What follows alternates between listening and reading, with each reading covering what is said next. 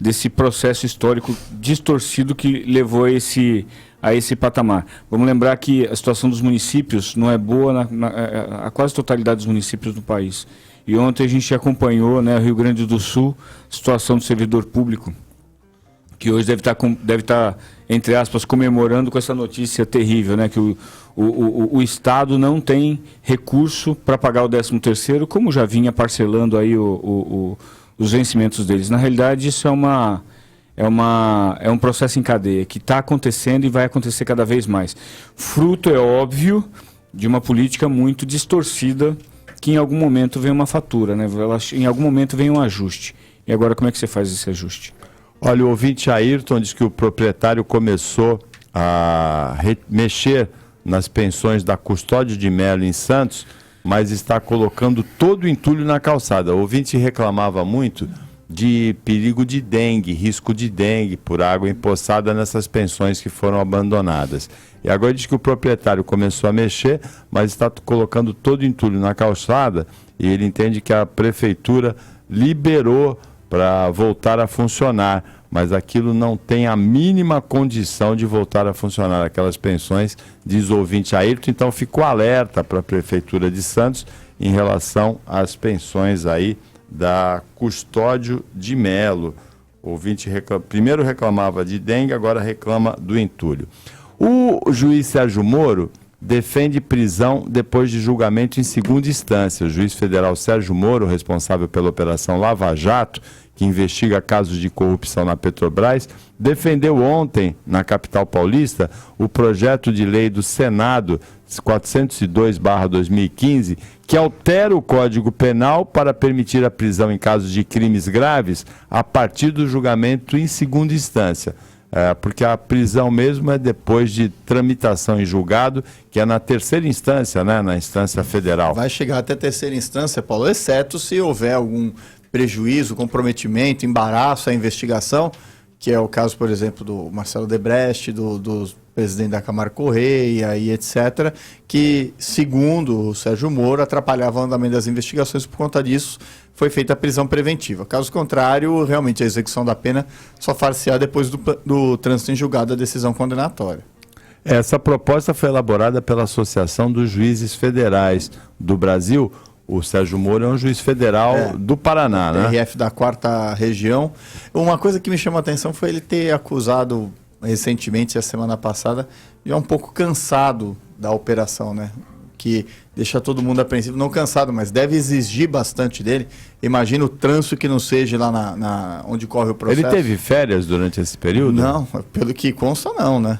Se ele teve, ele tirou antes, ele teve que se preparar, mas ele não sabia o que vinha ainda, né? Como ele se tornou prevento no processo, a situação agora fica, sobrecarrega bastante ele, porque ele não tem só esse processo lá na vara onde corre os processos. Lá em Curitiba ele tem outros processos correndo, tudo, então isso acaba comprometendo bastante o fluxo da gestão dos processos lá em Curitiba. Então, essa proposta de prisão depois de condenação em segunda instância está tramitando no Senado. Ela foi feita pela Associação dos Juízes Federais do Brasil, foi elaborada e foi assinada pelos senadores Roberto Requião e Ricardo Ferraço, do PMDB, e também pelo senador paulista Luísio Nunes Ferreira e o Álvaro Dias, do PSDB. Ela está em avaliação na Comissão de Constituição e Justiça. Está todo mundo botando gato no telhado, né? Vem do seu lado.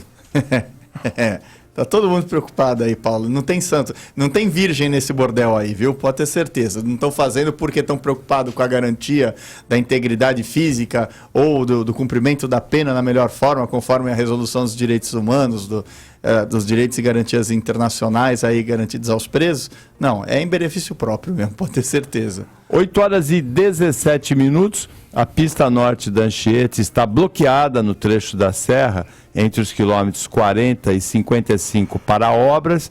Previsão de liberação às 3 da tarde. A interligação Planalto está bloqueada em ambos os sentidos devido à neblina. A operação comboio está implantada na Praça do Pedágio da Via Anchieta, quilômetro 31, como medida de segurança por causa da neblina. Na verdade, segunda-feira eu fui a São Paulo depois do programa. Na volta, no começo da tarde, foi uma neblina, foi talvez a mais intensa que eu já tenha visto de dia no sistema Anchieta Imigrantes. tem tido muita neblina, né? E nesse momento, porque também tem a reclamação de comboio sem neblina, né? Muito comboio sem neblina. Eu já passei por uma, fiquei morrendo de raiva, viu? Eu tava querendo bater em alguém, né? Com pressa, todo mundo andando devagarinho parado, depois andando devagarzinho e não tinha nada. Eu peguei comboio na segunda-feira na volta, mas era uma neblina intensa, parecia que dava para cortar com a faca a neblina assim na frente. E hoje está a interligação, onde a neblina é muito forte normalmente, também está bloqueada a interligação em função de neblina. A Agência Nacional de Transportes Aquaviários, a ANTAQ, publica edital de licitação para arrendamento de áreas em Santos. O recém-possado ministro dos Portos, Helder Barbalho, o nome dele, já tinha anunciado a abertura do edital de licitação para essas áreas na última quinta-feira, dia 22, em visita a Santos. De acordo com informações da ANTAQ, são 3 áreas no Porto de Santos. A área identificada como STS-04 tem 46.800 metros quadrados, sendo constituída pela área 1, com 30.700, e pela área 2, com 16.100 metros quadrados. Fica na ponta da praia. Na semana passada, num seminário sobre hidrovia na Associação de Engenheiros e Arquitetos de Santos, o engenheiro Frederico Bussinger, que foi presidente do Porto de São Sebastião, foi um dos idealizadores da renovação aqui da licitação dos arrendamentos em 93, dos arrendamentos em Santos, na época da Lei de Modernização dos Portos, quando a operação foi privatizada. Ele falou que o problema que ele vê, além da poluição, de todos os transtornos da operação de grãos na ponta da praia, ele vê uma burrice logística. Por que o caminhão tem que andar mais esses 20 quilômetros se a operação podia ser feita no pé da serra, podia ser feita na Lemoa, vai até ali perto da Lemoa, né? Na Lemoa não tem lugar. Vai até a ponta da praia, o caminhão percorre a cidade toda para descarregar o grão. O Bussinger definiu como uma burrice logística e tem toda a razão, Frederico Bussinger. Ô Paulo, na hora que você falou Helder Barbalho, eu não consegui segurar o riso. Você olha para a cara dele e você vê que ele é desqualificado. O que ele entende disso? Talvez ele não saiba nadar. Aí você pega os outros ministros, o ministro do esporte. O ministro do esporte, você olha para ele e você tem certeza que ele nunca fez esporte na vida, que nem caminhada ele faz. Você pega o Aldo Rebelo, que era do esporte, que agora é da Casa Militar, né? Que é um absurdo você colocar um comunista da defesa, um comunista que sempre foi a favor de terrorista na Casa Militar. Isso é um desrespeito com o Brasil, desrespeito com os militares. E depois a gente vai falar por que o orçamento vem diminuindo. E aí, quando a gente fala em Helder Barbalho, você acha que vai sair da cabeça dele uma ideia dessa? Por que não o Bussinger como ministro, por exemplo? Alguém que entende, alguém que trabalha, que conhece o que é um porto. Então, infelizmente, e aí eu falo disso, eu começo a ver, quando um deputado levanta para falar, e eu sou obrigado a assistir a TV Câmara, TV Senado, que é um programão que minha esposa e meus filhos odeiam, mas eu sou obrigado a assistir, você vê o cara falando, você percebe que Quem te obriga a assistir? A minha profissão, o ofício. E da mesma forma que o Rodrigo vê TV Justiça, que o Rodrigo Marcelo está resmungando aqui que se a profissão dele obrigasse a assistir TV Senado, ele mudava de profissão. Não, ele assiste a TV Justiça, o Adalto assiste TV Futura, você assiste a MTV, cada um assiste o que gosta. Não, o Paulo é TBC, Rede TV na hora da Luciana Gimenez, é isso que ele gosta, filho. Não tem Leão Lobo, é o target dele, não distorce não. Olha, ele assiste Women Health, GNT Mulher, ele Comer bem que mal tem, ele assiste programa assim, né? As pessoas pegam no seu pé, Paulo, eu acho injusto isso. Viu? É uma burrice logística, não é? Vamos voltar para o tema sério aqui. Não, é uma burrice logística. Eu até agora, ele não conseguiu me convencer das atitudes tomadas por ele. Aliás, na quarta-feira, saindo daqui, ele estava na comitiva aí, desembaraçando. Ele estava aqui em Santos, né? Não sei se você o Helder Barbalho. E tinha um monte de viaturas da guarda portuária, batedores de motocicleta parando no meio. E aí é que eu pergunto, eles têm essa autonomia para causar uma ingerência sobre os fiscais da CET? Nitidamente, os fiscais conduzindo o trânsito, eles atravessavam a ordem do fiscal da CET que é quem... O Helder Barbalho. O pessoal da comitiva dele, uma falta de respeito total ali. Tentavam ainda atravessar pela linha de ônibus, os ônibus parados. Ele acha que está acima do bem e do mal, né? Sem contar que o passado lhe persegue, né? O passado e a hereditariedade. Infelizmente, ele não vai conseguir. É uma verdade. A gente ri porque a gente sabe o que o pai é e foi, né? E ele vai carregar esse estigma até que ele provasse em contrário. Talvez se tecnicamente ele tivesse essa competência para mostrar, não sou autossuficiente, me desvinculei, me desgrudei da imagem dele, é uma coisa, mas não é o que parece. Mas a risada do Marcelo foi uma risada de nervoso. Porque quando eu ouvi ele estava nervoso nessa hora. Helder Barbalho. Não, quando eu ouvi essa... Helder Barbalho. Olha, ele ficou nervoso de novo. Eu fico pensando assim, o Brasil tem vários donos, né? Ele tem donos. Ele é um dos. O Brasil é fatiado e tem dono. Capitanias hereditárias. Capitanias hereditárias. Você fica muito triste com isso. Não é? Foi o que a gente comentou outro dia no programa, no que eu vim, que falava que a gente comentou sobre... Eu até me perdi. Quando a gente quiser assustar o Marcelo de Giuseppe à noite, liga para ele e faz... Helder Barbalho. Esse ministro é fantástico. Você vai conseguir dormir depois de escutar isso, Marcelo de Giuseppe? Não, eu não durmo. Você assiste Jornal Nacional e vê José Guimarães, o deputado do PT, líder do governo na Câmara, falando. Dá dó, gente, pelo amor de Deus. Dá vontade de queimar todos os livros. Aí a gente fica pensando, tem algum ministro eles não têm competência técnica. Nesse momento não faz a menor diferença, porque na realidade ninguém está olhando para suas pastas, está todo mundo tentando salvar o presidente da Câmara. O Brasil, na realidade, tem um movimento político acontecendo para salvar de uma situação catastrófica, mas não conduzir efetivamente a nação. Então, ele, na realidade, coloca qualquer nome. Isso é que é muito triste. Né? O Brasil afundando e você vê. Aí, quando um Helder Barbalho solta riso. É verdade. Vamos lá de novo. Liga para o Marcelo de Giuseppe à noite e fala... Helder Barbalho. E desliga, né? Ligue a cobrar. Hoje à noite eu vou ligar para o Marcelo de Giuseppe. Que horas que você dorme, Marcelo? Normalmente antes das 10, hoje com certeza que eu não vou assistir Santos e São Paulo, né? Pelo amor de Deus. Né? Então antes das 10, um pouquinho antes de começar o jogo, vamos ligar. Eu falo brincando quando eu vou assistir Santos, São Paulo, Santos, aí alguém fala, vai torcer pra quem? Eu fui pro estádio cair, mas hoje não, porque vocês vão estar lá. É verdade. Eu não vou fazer isso, fica tranquilo. Então, aliás, se alguém te ligar falando Helder Barbalho, eu já imagino a resposta que você vai dar. Tem rima boa. Ele sinalizou. Olha, por falar em Santos e São Paulo, no domingo eu encontrei um São Paulino, o Zé Faleiros. Ele falou que acredita que o São Paulo vai virar esse jogo hoje na Vila Belmiro. Vai ser 3-1 pro São Paulo e ganha no pênalti, disse o Zé Faleiros. Um abraço aí pro São Paulino crente, né? O São Paulino esperançoso, Zé Faleiros. Tem que tomar cuidado, né? Cláudio Santos está com a mão na vaga, mas eu lembro de um jogo que você fala, mas é muito difícil. Eu lembro de um jogo emblemático pela Copa Libertadores de América de 1998, se eu não me engano, mas era pela Libertadores. América do México e Flamengo. O Flamengo ganhou de 4-2 no Estádio Azteca e classificamos, né? O que aconteceu? Salto alto no Maracanã. O Salvador Cabañas fez que levou uma o tiro partida depois espetacular, lá. Fez 3 gols, 3-0 no Flamengo, então vamos jogar, gente. Tem também Vasco, final de Copa do Brasil, Vasco e Palmeiras. E que o Romário fez 3 gols, não sei se vocês lembram do Parque Antártico. 3-0 pro Palmeiras. Sim, o goleiro reserva do Palmeiras na época...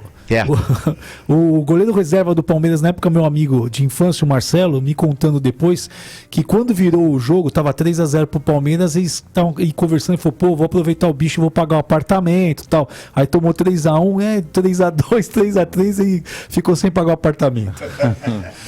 O futebol, a gente já falou aqui depois da vitória do Santos por 3-1 no Morumbi na semana passada. Hoje é o jogo de volta na Vila Belmiro.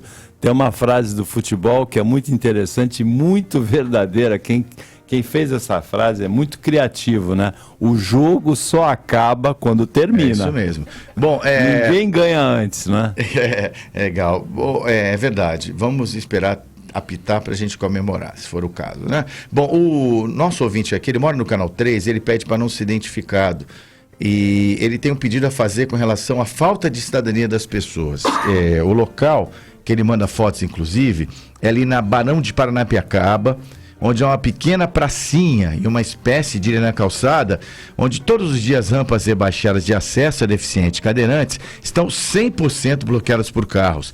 É impossível passar ali com carrinho, tanto de bebês quanto de cadeirantes. A esposa dele tem 2 filhos pequenos e um carrinho de gêmeos, e ela não consegue acessar ali a calçada, né, nessa pracinha, Barão de Paranapiacaba 87. Ele já encaminhou reclamação à CET, pediu para que a gente reforçasse a reclamação e intercedesse junto ao FIFI. Tá aí então ao ouvinte que mandou essa reclamação, a sua demanda repercutida devidamente aqui no Jornal Litoral. Só complementando a notícia dos arrendamentos, outra área identificada como STS-07 no Porto de Santos tem 33 mil metros quadrados que vão ser implantados equipamentos e edificações a serem utilizados no desembarque e embarque de cargas gerais não acondicionadas em contêineres. Essa área tem acesso por meio da Avenida Mário Covas e encontra-se situada na região do Macuco, incluindo o atual armazém 32. Agora, o berço de atracação correspondente a esse trecho do cais vai ser público, então não está dentro dos limites do arrendamento. Ô Paulo, semana passada, na quarta-feira, eu participei de uma palestra, até o Zé Eduardo estava, do Elber Justo, presidente da MSC. E ele fez um questionamento e deixou para a plateia, falando de Porto. E eu acho interessante, porque depois eu vim conversando com ele e debatendo e refletindo sobre isso. E aí eu coloco para vocês, até com relação ao Porto. Santos é um porto que tem uma cidade ou uma cidade que tem um porto?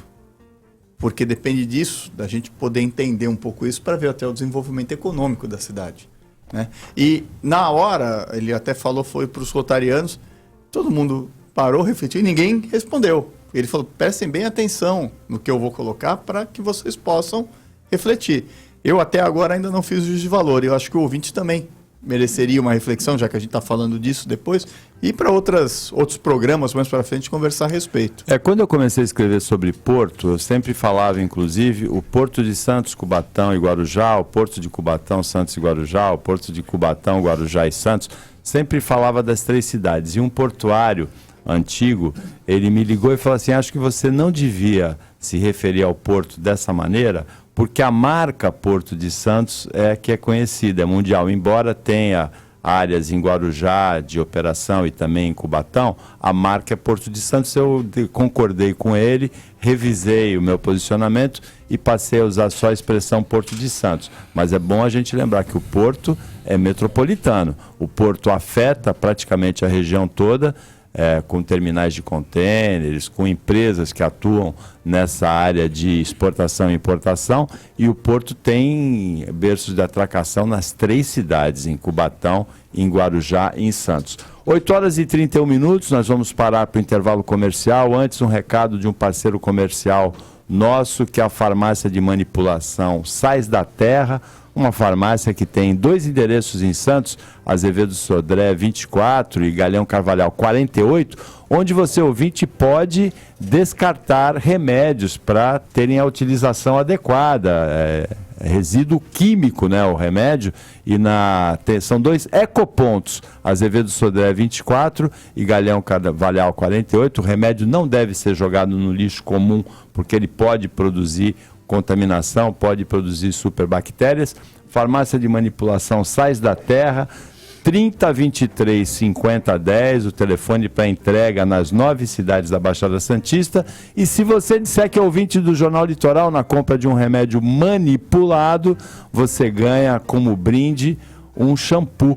Ontem eu conversei com o Ricardo Delcin, Rodrigo Marçal, ele falou que para os carecas que reclamam, ele vai dar um protetor solar também de brinde na compra de um remédio manipulado, 8h33. Bom, eu quero lembrar do buffet de almoço do Nagasaki Ya, de segunda a sexta-feira, tudo à vontade, por R$ 39,90, várias delícias da culinária japonesa, a direção da família Yamaguchi, né, que o fundador do restaurante foi pescador em Nagasaki, né, sua cidade de origem, então eles têm um conhecimento que vem de família, que é cultural da escolha, conservação dos pescados e faz uma adaptação, né, da cozinha japonesa que se saboreia no Japão, por exemplo, aliado ao paladar brasileiro. Sempre com novidades, o restaurante Nagasaki Ya está à sua disposição. O buffet de almoço é de segunda a sexta, do meio-dia às 3 da tarde, apenas R$ 39,90. Tem também toda noite, a partir das 19 horas, o mais famoso festival japonês da Baixada Santista, e delivery também à sua disposição pelo 3284-595, todo o horário de jantar, é das 17 às 23 horas. No almoço, você também pode escolher à la carte e o bentô box, que é uma caixa tradicional, onde vem tudo quentinho, maravilhoso para você, com toda a qualidade do restaurante Nagasaki Ya. O bentô box de almoço, R$ 27,00. Nagasaki Ya, Washington Luiz 476, Gonzaga Santos. Vou repetir o telefone, 3284-5195. Jornal Litoral, volta já. Oferecimento Ducati Santos. Chegou a sua vez de ter uma Ducati.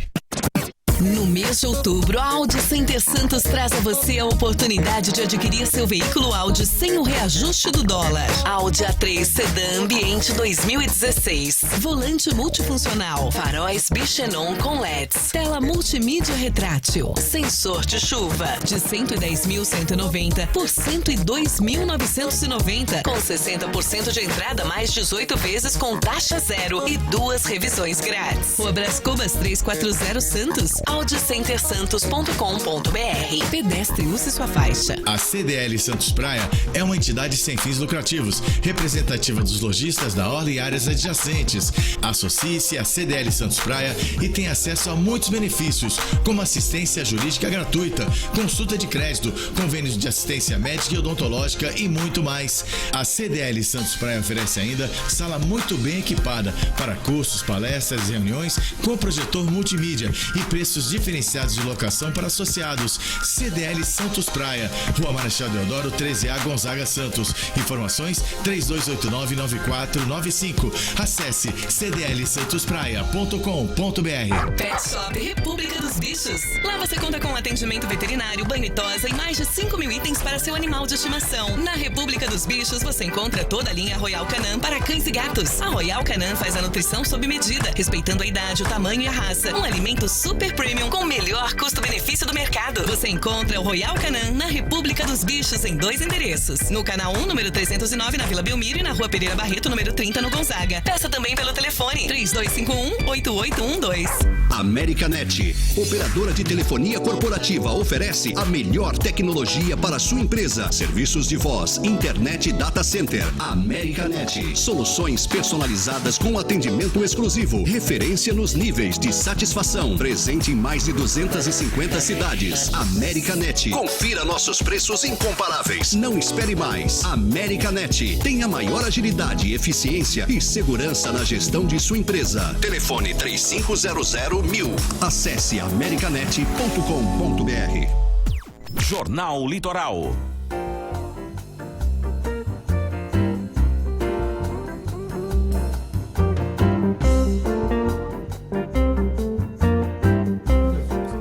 Oito horas e 36 minutos, você ouvinte da Rádio City, acompanha a edição do Jornal Litoral desta quarta-feira.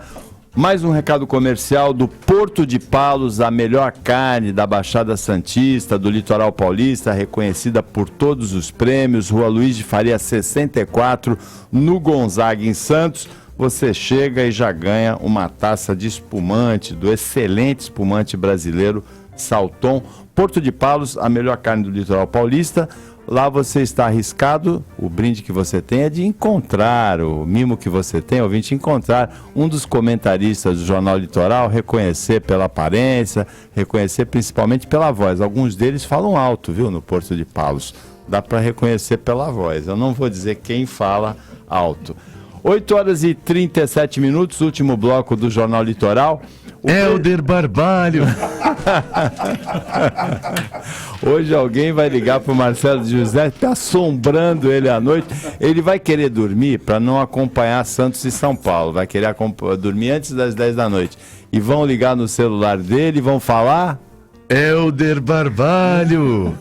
Ministro-chefe da Secretaria de Portos, não é mais Secretaria Especial, né? Tem uns que me irritam mais. Por exemplo, o Leonardo Picciani, o menino que quis virar líder do governo na Câmara, ridículo, gente. Você olha aquilo e fala, não é possível. O Brasil só é o Brasil porque a gente já teve muita gente séria, como o Rui Barbosa, por exemplo. A gente teve esses homens sérios. Aliás, eu estava relendo não era da minha época, claro, na internet. Mas é da minha época. É da tua época. Uma entrevista do Nelson Rodrigues pra revista Playboy, que agora não tem mais mulher pelada. Em 1979. Nos Estados Unidos, né? Aqui no Brasil ainda continua, porque tem muita mulher que precisa de grana, né? Mas assim, o que falou social, né? e o que ele falou é verdade. Em 79, o Brasil só é o Brasil de hoje porque a gente já teve muita gente séria e hoje a gente continua no mesmo saudosismo. Olha, o presidente da Assembleia Legislativa de São Paulo, Fernando Capês, corre por fora na briga interna do Partido dos Tucanos, o PSDB, pela candidatura do partido a prefeito no ano que vem. O prefeito de São Paulo é do PT, Fernando Haddad, o Marcelo de José Peia, especialista em pesquisas. Fernando Capês tem chance aí nessa parada, Marcelo de Giuseppe? Paulo, nós fizemos uma pesquisa em São Paulo e primeiro que a avaliação do Haddad é muito ruim, né? E aí começa todo mundo querer sair candidato. As manguinhas de fora, Marta Suplicy. Sim, Marta Suplicy. A Marta Suplicy, o Celso Russomano, pelo recall que tem... O Datena. Não, o Datena ele tem uma imagem que ele acha que é boa, mas não é. Ele ganha numa certa faixa da população. Mas o Celso Russomano e a Marta Suplicy, eles têm já uma vantagem, principalmente a Marta na periferia. Ocorre que o PSDB vai ter uma briga interna assim. Eu não sei se o André Matarazzo não vai ser o cara indicado pelo partido, porque competência ele tem e provou isso sendo subprefeito. Ele comandava todas as subprefeituras de São Paulo. O Serra, tenho certeza que não virá. E aí tem o João Dória, que eu também acho que está fazendo muita espuma, mas não vai acontecer. Eu acho que o Capês ele tem chances, porque também briga com o Alexandre de Moraes, também com o secretário de Segurança, que aí quando a gente começa a ver ele parecer muito, para toda hora para falar... Se for candidato aqui na Baixada Santista... Apanha. Não, mas assim, você percebe que todo mundo não consegue nem fazer quer. A campanha. Você começa a ver que não tem um candidato, a gente está vendo isso em algumas cidades da região. Se não tem um candidato contra um governo que está complicado, começa a aparecer muito candidato de oposição, né? Em São Paulo está acontecendo isso. Agora, a Marta Suplicy, uma curiosidade dessa campanha, ela vai conseguir descolar a imagem dela do PT? Muito difícil, não é? Paulo, ela vai tentar, mas assim, o que a gente percebe é que as pessoas votam na pessoa, não votam no partido. Apesar de 48% hoje da cidade de São Paulo dizer que não vota num candidato do PT. Mas, quando você pega ela no PMDB, com certeza vai ter um trabalho de marketing político, querendo dizer que ela agora hoje é do PMDB, e como as pessoas votam nela e tem aquela imagem do céu, de algumas obras, uma coisa que ela fez que eu acho um absurdo, foi acabar com o IPTU na periferia, quer dizer, ela aumenta no centro, diminui na periferia, é como se isso fosse uma bondade, esquecendo que você tem um serviço grande a fazer na periferia, que as pessoas têm que pagar, a coleta de lixo, a manutenção. E mesmo porque são os grandes usuários dos serviços públicos, né? Então isso dá a ela muita força. Agora o Celso Russomano, ele vem de campanhas crescentes, apesar de acabar fazendo besteira no final da campanha, e te dá também uma força. Mas eu acho que o paulistano ele vai preferir votar numa pessoa, num executivo. Eles começam a ver a necessidade de ter um prefeito mais executivo e menos populista. Rodrigo Marçal, na outra eleição de São Paulo, que é a capital mais importante do país, a capital mais populosa, a potência econômica, locomotiva econômica do país, houve a possibilidade de um santista sair candidato, que era o Bruno Covas, acabou não saindo. Nessa, a possibilidade é do vice-governador Márcio França sair pelo PSB. Ele mudou o título eleitoral para São Paulo. Sim. Dentro do prazo. Como governador? Ele é vice-governador Sim, como e governador. pode ser candidato a prefeito sem renunciar ao cargo, né? Eu acho que é um caminho natural até o Márcio se candidatar, pelo fato do Geraldo não poder ser reconduzido ao cargo de governador do estado. Mas ele seria candidato a prefeito de São Paulo. Prefeito de São Paulo não faz Ele muito mudou o sentido. título para lá. Mas eu acho o Márcio ainda muito inexpressivo, com o perdão da palavra, para a cidade de São Paulo. O paulistano, ele é bem bairrista também, ele acompanha a política, ele não é tão ingênuo como isso possa parecer, que é um governo do PSDB que já tem uma saturação de imagem, tem que se considerar isso, já está há muito tempo no poder também, a mesma coisa do de sempre, e o Márcio não consegue hoje demonstrar para nós, aqui da Baixada, que ele é descolado dessa imagem, que ele é uma coisa nova, quanto mais para o pessoal de São Paulo, que é mais desconfiado do que o santista, por exemplo. Mas o Márcio França, no caso dele, não seria uma candidatura para tentar a vitória, talvez, na eleição para prefeito de São Paulo, mas para marcar o nome depois para a eleição de governador da Sucessão do Alckmin, né? Mas eu também não sei se era legal, é uma faca de dois gumes, hein?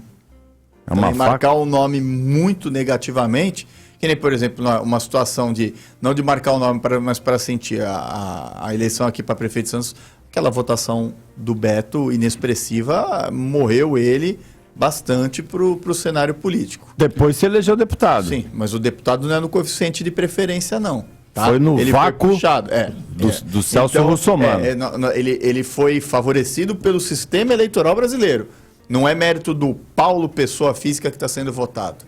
Votaram na sigla. No partido, é diferente. Então ele não tem essa ressonância que acha que tem. Então eu acho perigoso. Até o eleitor votou no Russomano para deputado, elegeu Beto Mansur e Marcelo Squassoni junto. Eu faria uma preparação dele mais para o governo do estado, que eu vejo que cada mês que passa, mais o PT deixa de existir no mundo político.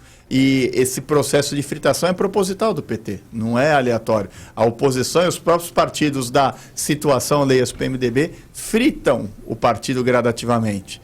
A ponto de chegar aqui em Santos, ainda tem essa dúvida de quem vai ser lançado, e eu não vejo o candidato. Se for, vai ser vinculado com a estrelinha vermelha, vai pro limbo de novo aqui na Baixada. 8 horas e 45 minutos, 15 minutos para as 9 da manhã, a Mega Sena está acumulada e pode pagar 23 milhões de reais hoje, Marcelo Giuseppe. Vai apostar, não? Eu não, tenho muita sorte no amor, Paulo. Não ganho, mas nunca ganhei nada na vida. Se eu não acordar cedo, nem não trabalhar, rifa. nada. Eu até brinco, tudo comigo é mais difícil. Eu sou corintiano mesmo, no sangue, porque é uma vida difícil que a gente tem que levar, mas... Helder Barbalho, eu já sei que vocês estão fazendo sacanagem. Isso é difícil. E hoje é capaz de aparecer no Jornal Nacional. É verdade. Mas não jogo não, pô. Não gosto de jogo, não. Rodrigo Marçali vai apostar na Mega Sena 23 milhões de reais. A Mega Sena acumulada pode pagar hoje. Se eu tivesse com aquele anão do orçamento que acertava todo ano, podia, mas não tenho tanta sorte assim. João Alves, né? João Alves. O cara ganhava todas, era um expert em Mega Sena. Não, eu tenho lá um jogo feito no escritório que fazem toda semana, com os mesmos números, eu confio na reincidência. Vamos ver se algum dia dá. Há quanto tempo? Deve ter uns 4 ou 5 anos. Não muda o número. Já gastou isso. A probabilidade estatística é muito baixa, né? Não, vou te falar. Eu, para sorteio também, vou na linha do Marcelo. Eu também não ganho nada, eu já nem jogo. Mas eu vou falar, eu sou aquele cara que quando eu concorro sozinho, chego em segundo. É o meu melhor resultado. Uma vez eu vou contar uma história. Só uma vez, toda semana eu fui o primeiro a ser sorteado. Quando começou a difundir mais a venda de linhas de celular, era muito caro. Então eu entrei no consórcio, né? Então é o seguinte, tinha um grupo de 12 e toda semana o primeiro a ser sorteado... perdia, era o último a ser sorteado, né? Você tirava 12 números, o último a ser sorteado ganhava a linha de celular na semana. 11 semanas eu fui o primeiro a sair, cara. Sem brincadeira. Não digo 11, porque um do grupo desistiu, eu fui o 11º a pegar o celular. Eu quero mudar de lado, viu? Eu não quero ficar do lado dele. Não, para jogo eu não tenho sorte, mas nos demais campos da vida, felizmente... Quando você anda, vai uma nuvenzinha acompanhando você, chovendo só em cima de você. Paulo, mas você sabe que isso aí virou piada na minha família e não é brincadeira. E eu percebo isso realmente. Eu não chamo a zica, mas ela cola em mim. Ontem eu estava assistindo um webinar, que é uma aula uma palestra, uma aula pela internet, e a palestra quase de 1 hora, e ele ia falar no momento sobre cidade inteligente, sobre Barcelona, sobre Big Data, que é algo que eu venho estudando, sobre ciência de dados, né? E foi falando, eu assistindo, assim, me envolvendo. Quando ele falou, agora eu vou falar sobre Barcelona, cortou a internet. Eu comecei a rir sozinho. E quando voltou, o cara falou, mas é isso mesmo que é Barcelona. Então comigo acontece isso direto. E acaba sendo, virou piada já. Eu sei que quando eu tô vindo numa fila no pedágio, eu nem escolho. Eu falo, vou ficar nessa que eu sei que vai demorar mais. Não adianta eu escolher porque vai parar. Todo mundo no grupo dava risada, cara. Não é? Eu torcia nem para ganhar o celular, para não ser o primeiro. Toda semana, meu número era o primeiro a sair. E era o último que vencia.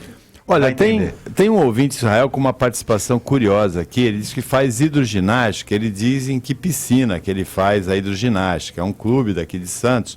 E ontem ele foi na aula, mas não pôde entrar na piscina porque tinha um rato andando ali pela piscina. Ele acredita que o rato tenha aparecido por causa de uma obra no vestiário ao lado da piscina. Disseram que vão limpar amanhã.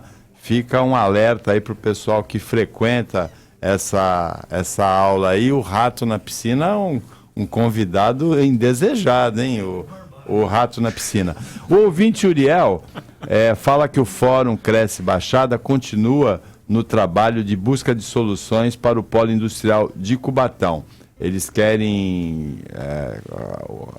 articular para estaleiros no país, fábricas de materiais ferroviários que usem a produção da Usiminas em Cubatão, que tem um alto forno fechado e desativou também o setor de chapas grossas. Então, o Fórum Cresce Baixada continua trabalhando aí. O Uriel Vilas Boas, nosso ouvinte, que já foi nosso comentarista, chama atenção para isso, busca de soluções para a reativação do polo industrial de Cubatão, que é puxado em grande parte pela usina da Usiminas em Cubatão, né, Adalto?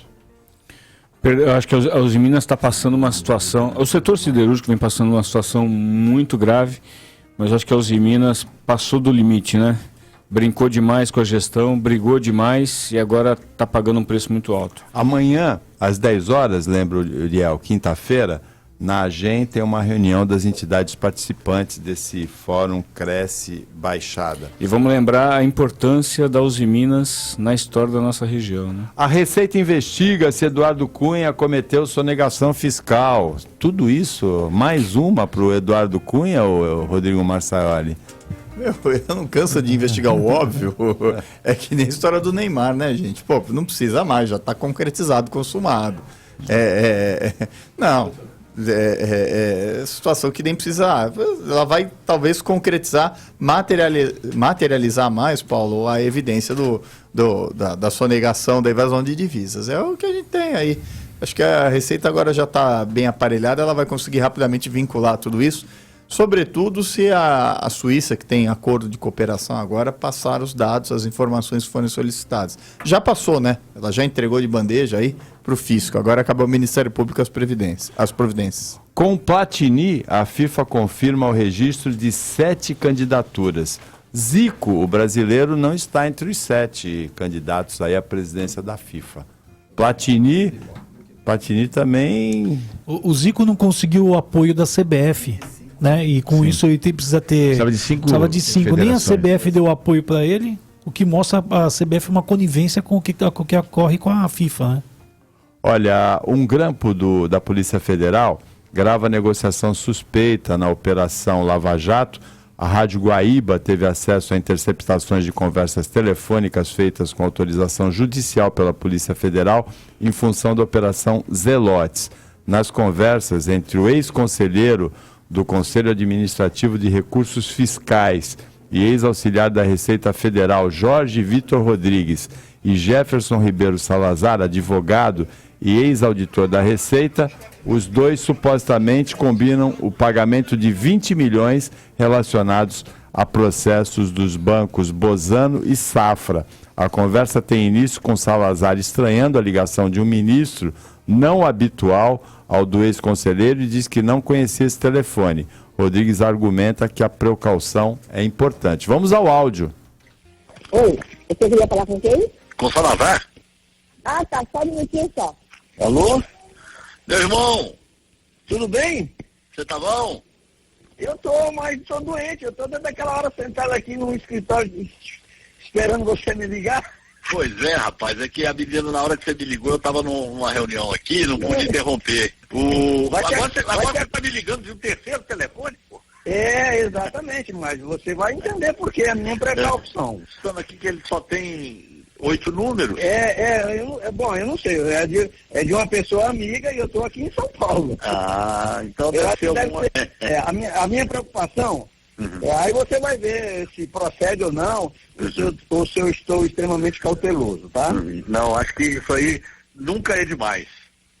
Pois é, não, e você, quando eu começar a falar, vou falar num nome aí, você talvez vá me dar razão. É o seguinte, o nosso irmão, bom, primeiro, você se lembra que ele falou com você aquele caso do Bozano, que tá aquele assunto do procurador, da procuradoria. Lembro.